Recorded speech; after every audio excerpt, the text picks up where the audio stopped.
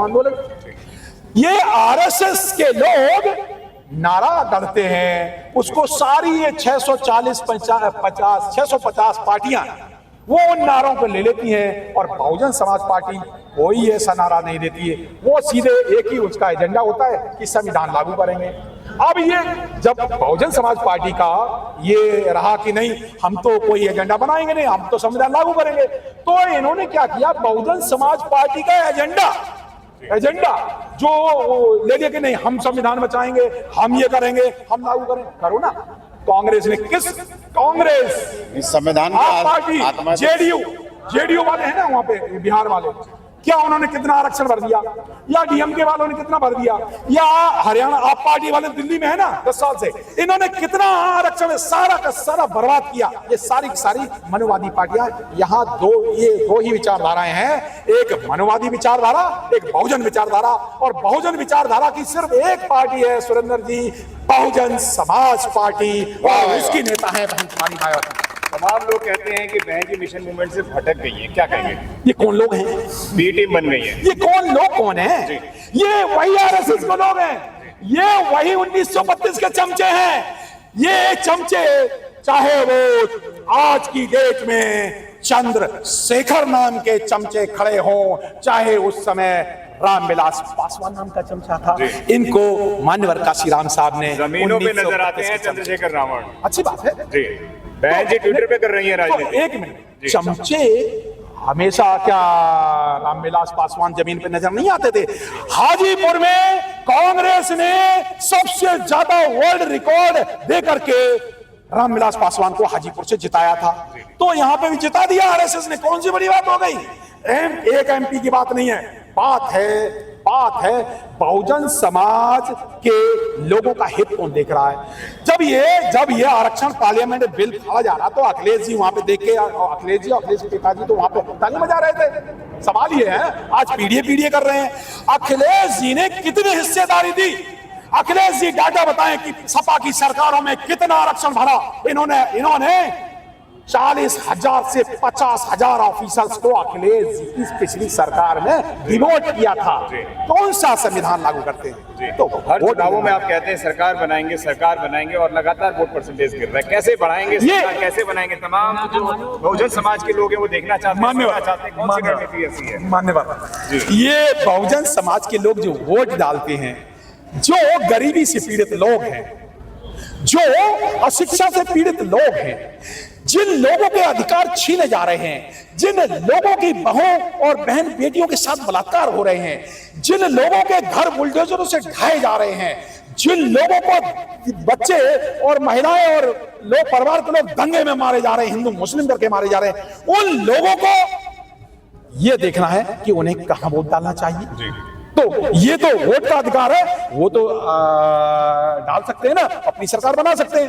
अगर वो सिर्फ 5 किलो अनाज में बिकते रहेंगे, अगर वो अपना स्वतंत्र मताधिकार का जब तक उपयोग नहीं करेंगे, तब तक तो ये सरकार कैसे बनती है? सरकार तो वोट से बनती है, और वोट जो है अब नहीं साहब इसके डाल दीजिए, उसको डाल दीजिए, वोट ये सारे 90% यूट्यूबर, 90% बहुजन समाज के 90% यूट्यूबर ने बहुजन समाज को बहुत भारी नुकसान पहुंचाने का काम किया। जय भीम करने वालों ने कहते नहीं अब बीजेपी को हराना है तो कांग्रेस को वोट डालना। अजीब बात है, बात ही गलत है, क्योंकि बीजेपी और कांग्रेस दोनों आरएसएस द्वारा प्रायोजित पार्टी हैं। मान्यवर काशीराम साहब के शब्दों में एक सांपनाथ एक नागनाथ। जब बाबा साहब स्पष्ट संदेश, आज है 6 दिसंबर पग निर्माण दिवस है, आज के दिन एक संदेश देना चाहूंगा पूरे भारत के बहुजन समाज के जय भीम करने वालों को, एक सामाजिक संदेश। क्या वो बाबा अभी यहाँ पे शोर मचा रहे थे, नारे मचा रहे, बाबा तेरा मिशन अधूरा, ये करेंगे पूरा। दूसरा बता रहे जब तक सूरज चांद रहेगा बाबा तेरा नाम। बाबा साहब का तो नाम तो रहेगा, बाबा साहब के कार्यों की बात करो। बाबा साहब जब कहते हैं हमारे नारे लगाने से कुछ नहीं होगा, तो बाबा साहब की एक बात मान लो 22 प्रतिज्ञाओं में से, चलो भाई एक ये सारे लोग बाबा साहब की पहली प्रतिज्ञा मान लेना कि मैं ब्रह्मा विष्णु महेश को ईश्वर नहीं मानूंगा, मुक्त हो जाएंगे। चलिए, ये एक तो सामाजिक संदेश, एक धार्मिक संदेश। धार्मिक संदेश उन भिक्षुओं के लिए है जो नमो बुद्धाय करके और बुद्ध के नाम पे पूरा बुद्ध के नाम पर और आरएसएस की सरकार बना रहे हैं उत्तर प्रदेश में। बुद्ध की शिक्षाएं देते हैं, साहब नमो बुद्धाय करेंगे, बुद्ध वंदना करेंगे और बुद्ध विहारों पे जाकर के और आरएसएस के लिए प्रचार करते हैं। जब वो तब फिर कैसे बनेगी सरकार? चलिए, ये धार्मिक संदेश, एक राजनीतिक संदेश। आप नहीं साहब, हम नई पार्टी बनाएंगे साहब। बहुजन पार्टियों का बहुजन गठबंधन क्यों नहीं बन सकता? मेरा प्रश्न है और गंभीर प्रश्न छोड़ के जा रहा हूं। उन राजनीतिक पार्टियों से, ये चाहे वो एससी के हो, चाहे वो एसटी के हो, चाहे वो ओबीसी के हैं, चाहे सपा के हैं, चाहे बसपा के, सारे बहुजन पार्टियों का बहुजन गठबंधन ही इंडिया और एनडीए का सॉल्यूशन है। सारी बहुजन पार्टियां मिल करके बहन मायावती जी के नेतृत्व में, क्यों नहीं बहन मायावती जी को प्रधानमंत्री बनाने का? सर, आपका मेरा एक छोटा सा सवाल है, करिए। बहन मायावती जी अपने संगठन को एक मुट्ठी में क्यों नहीं कर पाई? आधा संगठन चंद्रशेखर आजाद तोड़ के ले गया, 10 पार्टियां आज दलित समाज में खड़ी हो गई। कहीं ना कहीं बहन मायावती जी इसमें पीछे क्यों है? आप बताइए। नहीं हुआ? किस चैनल से? नहीं, मैं यूट्यूब से हूँ। नहीं, कौन से यूट्यूब से? कांग्रेसी यूट्यूब से? कौन सा? पब्लिक यूट्यूब का नाम बता दीजिए भाई साहब, मैं ये तो जान लूं ना किसको मैं दे रहा हूँ जवाब। सर, मैं यूट्यूब चैनल का नाम क्या है? सूरत नेगी ऑफिशियल है। नहीं, सूरत नेगी ऑफिशियल। जी सर। तो कोई भी जितने भी यूट्यूबर्स हैं जो बहुजन समाज के नाम से, जय भीम के नाम से जो भी चैनल चलाते हैं और अपनी टीआरपी बढ़ाने के लिए या पैसा, क्योंकि आजकल नौकरियां कांग्रेस ने और बीजेपी ने छीन ली, आरएसएस ने छीन ली, तो उनके पास, नौजवानों के पास और कुछ तो है नहीं, तो वो यूट्यूब चैनल चलाने लगे हैं और वो जिसको जो पैसा देता है उसके नाम पर वो वीडियो बना के डालने लगे हैं। उन्हें ये नहीं पता कि ये नौकरियां जो काम ये किन के लिए कर रहे हैं। तो संदेश क्या है कि ये यूट्यूब चैनल क्या अपने सिर्फ यूट्यूब चैनल क्या अपने लिए बनाया या समाज के लिए बनाया? समाज के लिए। समाज के लिए बनाया। तो जो लोग बहन मायावती जी पे क्वेश्चन करते हैं, जो लोग एक मिनट, तो जो लोग बहन मायावती जी पे प्रश्न करते हैं, वो अपनी बहन को, अपनी बेटी को, अपनी माँ को, अपनी बीवी को 1 महीने समाज में सामाजिक कार्य के लिए भेज दें और उसके बाद उस 1 महीने अकेली भेजें, उसके बाद लोग क्या कहते हैं उनकी बेटी के बारे में, उसकी बहन के बारे में, तब पता चलेगा। बहन कुमारी मायावती जी ने हजारों साल काम किया है। सवाल है कि कानून व्यवस्था में नंबर 1 अपने टाइम पे, अभी भी आज भी नंबर ग्रेटर नोएडा बनाने में उनका हाथ। 1 मिनट, लेकिन बहन जी ने पढ़ने के लिए क्यों छोड़ा उनका? बहन जी ने एक भी गंदा काम किया हो मुझे बताओ? 1 मिनट, ये बताओ बहन जी ने एक भी गलत काम मत किया हो? मुझे वही सवाल है, तो बहन जी ने सारे काम अच्छा किया तो वोट बैंक पीछे क्यों जा रहा है? 1 मिनट, वोट की राजनीति मैंने बताई नहीं। ये जातियों की जेलों में कैद लोग, भाई वोट तो 100% ही है ना। जातियां कितनी हैं? जातियां ब्राह्मणों ने बनाई है, जातियां 6743 जातियां और हर जाति की पार्टियां। जो पार्टियों की वोट बटेंगे, जब वोट बटेंगे तो कैसे सरकार बनेगी? ये मुखिया के हाथ में होता है कि अपने संगठन को कैसे मजबूत करना।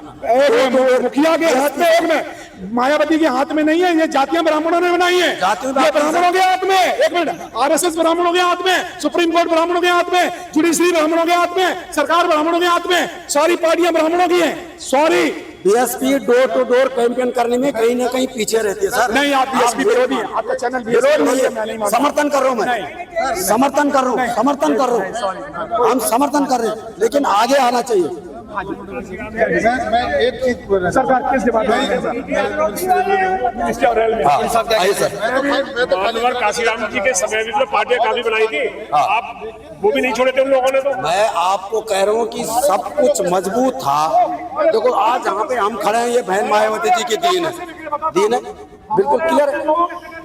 पंचशील बालक विद्यालय बनाया, बालिका विद्यालय बनाया, ग्रेटर नोएडा यूनिवर्सिटी बनाई, लेकिन आज जो इनका वोट बैंक है वो इधर उधर क्यों भटक रहा, मन भटक क्यों रहा, ये सवाल है। आप अगर इतिहास को पीछे लेके चलोगे, आप इतिहास को पीछे लेके चलो, मानवर काशीराम जी को सब याद कर रहे हैं अभी, और पहले बाबा साहब के नाम से पार्टी बनाई थी, अब मानवर काशीराम के नाम से पार्टी बना रहे हैं ना।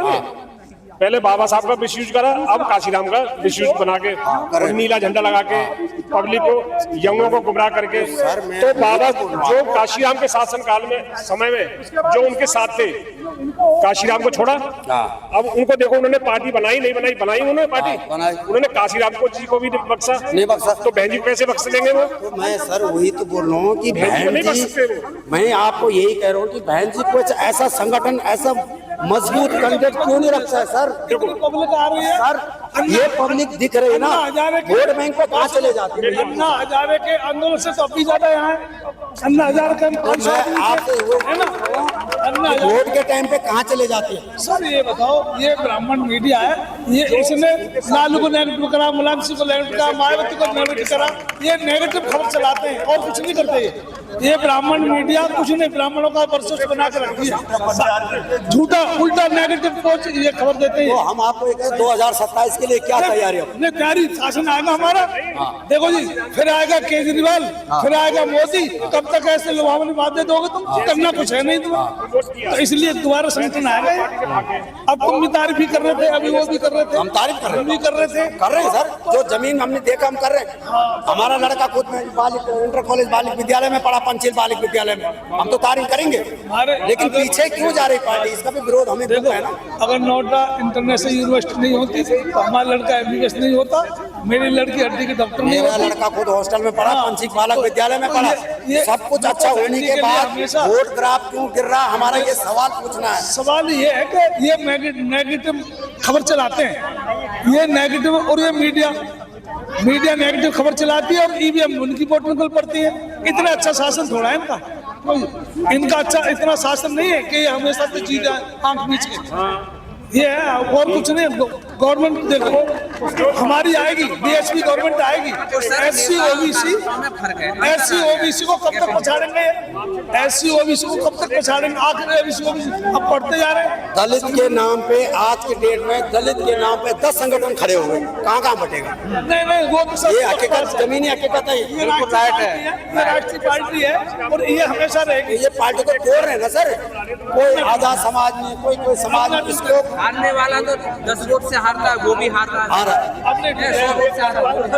कल परसों जब चुनाव कराने काम वाले क्यों सुबह वो लगा दिया, कर्फ्यू लगा दिया, वहाँ वोट ही नहीं डालने दिया। हाँ, ये अन्याय कब तक चलेगा? बैलेट पेपर से चुनाव करावे।